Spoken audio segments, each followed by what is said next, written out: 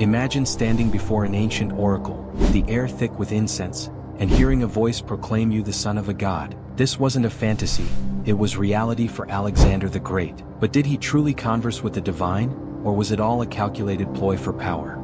Hey history buffs, welcome back to the channel where we delve into the mysteries of the past.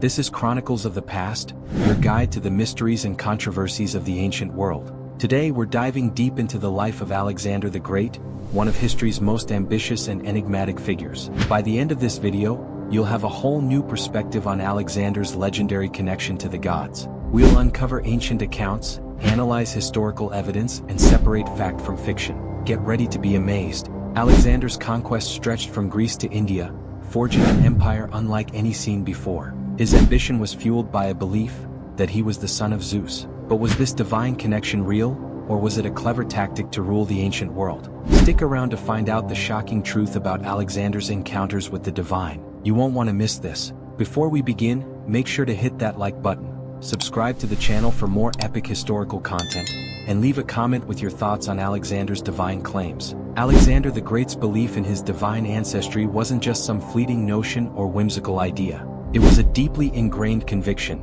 woven into the fabric of his identity from the earliest days of his childhood. This belief was carefully cultivated by his mother, Olympias, a woman of fierce ambition, passionate temperament, and profound religious fervor. Olympias, who claimed descent from the legendary Greek hero Achilles, instilled in Alexander a profound sense of his own exceptional destiny. She filled his young mind with tales of heroic lineage, of godlike ancestors and glorious deeds, creating a narrative that set him apart from ordinary mortals. But Olympias went even further, whispering a secret that would forever shape Alexander's perception of himself. His true father, she claimed, was not the earthly king Philip II of Macedon, but Zeus himself, the king of the gods. Imagine growing up with that kind of pressure, that weight of expectation. To be the son of a god, a descendant of heroes, was to be destined for greatness. This belief, nurtured from infancy, became the driving force behind Alexander's extraordinary ambition. Plutarch, a renowned biographer of the ancient world, provides a vivid account of Olympias's claims. He recounts how she described Zeus visiting her in the form of a serpent before Alexander's birth, a divine encounter that resulted in the conception of her extraordinary son. Whether one believes in divine intervention or dismisses it as myth, this dramatic tale adds an undeniable mystique to Alexander's origin story. It sets him apart from the very beginning, marking him as a figure of destiny, touched by the divine. This unwavering belief in his divine parentage profoundly shaped Alexander's personality and fueled his insatiable ambition. He saw himself not merely as a king, but as a demigod, a hero chosen by the gods to rule the world. This conviction imbued him with an unshakable confidence, an unwavering sense of purpose that propelled him to conquer vast territories and forge an empire that would change the course of history. He was driven by a destiny he felt compelled to fulfill, a destiny written in the stars and whispered by the gods themselves. Deep within the desolate expanse of the Egyptian desert, nestled amidst towering sand dunes and swaying palm trees, lay the secluded oasis of Siwa. This remote sanctuary was renowned throughout the ancient world as the home of the Oracle of Zeus, a sacred site where mortals could seek the wisdom and guidance of the divine. The oracle, believed to be the voice of Ammonius, the Egyptian god later associated with the Greek god Zeus, held immense power and influence, attracting pilgrims and rulers alike who sought answers to their most pressing questions. It was to this mystical place that Alexander the Great, the ambitious conqueror who had just brought Egypt under his control, turned his gaze. In 331 BC, after securing his conquest of Egypt, Alexander embarked on a perilous journey to the Siwa oasis. This arduous trek, across treacherous desert terrain and under the scorching sun, was not merely a pilgrimage, it was a quest for validation. Alexander, driven by his unwavering belief in his divine lineage, sought confirmation from the oracle, a divine affirmation of his right to rule. He yearned for the oracle to publicly declare him the son of Zeus, legitimizing his conquests and solidifying his authority in the eyes of his subjects. And according to ancient sources, that is precisely what he received. The oracle, speaking through the priests of the temple, apparently greeted Alexander with the momentous declaration,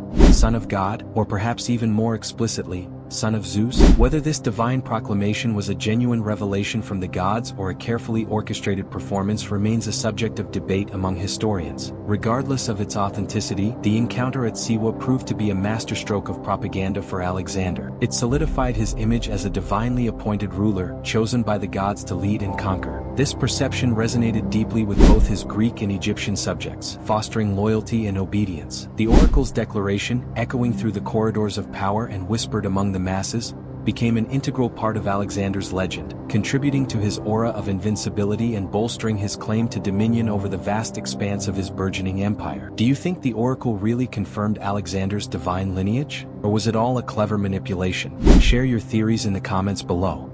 Now here's where things get interesting. Was Alexander truly convinced of his divine connection, a devout believer in his Olympian parentage? Or was this a calculated facade, a shrewd manipulation of religious beliefs to further his political ambitions? The truth, as is often the case with historical figures shrouded in legend, likely lies somewhere in between. To understand Alexander, we must consider the context of his time. In the ancient world, the divine was not a distant, abstract concept. Gods and goddesses were an integral part of everyday life, their influence felt in the rustling of leaves, the crashing of waves, and the fate of nations. It's highly probable that Alexander, steeped in this culture, genuinely believed in the power of the gods and sought their favor through sacrifices, rituals, and consultations with oracles. This was not unusual. Piety was expected of leaders. However, Alexander was no ordinary leader. He was fiercely ambitious, driven by an insatiable thirst for conquest and glory. He possessed a keen political mind, understanding the power of symbols and beliefs in rallying his troops and subduing his enemies. Therefore, it's plausible that Alexander, while possibly holding genuine religious convictions, also recognized the immense value of his divine lineage as a tool for self-promotion and power consolidation.